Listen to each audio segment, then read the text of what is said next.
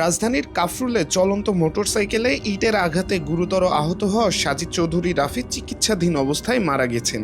২২ June সোমবার সকাল ৭টার দিকে ঢাকা মেডিকেল কলেজ হাসপাতালের আইসিইউতে তার মৃত্যু হয়। বিষয়টি নিশ্চিত করেছেন কাফরুল থানার ভারপ্রাপ্ত কর্মকর্তা সাজ্জাদ হোসেন। তিনি বলেন, মরদেহ ময়নাতদন্তের জন্য হাসপাতালের মর্গে রাখা হয়েছে। এই ঘটনায় ইতোমধ্যে ৩ জনকে গ্রেফতার করা হয়েছে। প্রাথমিক তদন্তে পূর্বশত্রুতার জের ধরে হামলার ঘটনা উঠে এসেছে। রাফির পরিবার সূত্রে জানা যায়, ঘটনার পর তাকে প্রথমে শহীদ সোহরাওয়ার্দী মেডিকেল কলেজ হাসপাতালে নেওয়া হয়। পরদিন ১০ জুন ঢাকা মেডিকেল কলেজ হাসপাতালের আইসিইউতে ভর্তি করা হয় তাকে। টানা ১৩ দিন চিকিৎসাধীন থাকার পর তিনি মারা যান।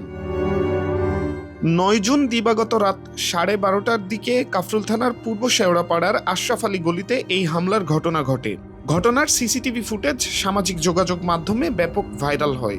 ওই ফুটেজে দেখা যায়, মোটরসাইকেলে যাওয়ার সময় রাফিকে লক্ষ্য করে এক তরুণ ইট ছুঁড়ে মারেন। ইটের আঘাতে তিনি মোটরসাইকেলের নিয়ন্ত্রণ হারিয়ে রাস্তায় পড়ে অচেতন হয়ে যান।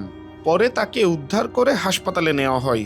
দীর্ঘ চিকিৎসার পরও শেষ পর্যন্ত তার মৃত্যু হয়। আজবার রাজ, বাংলা নিউজ, ঢাকা।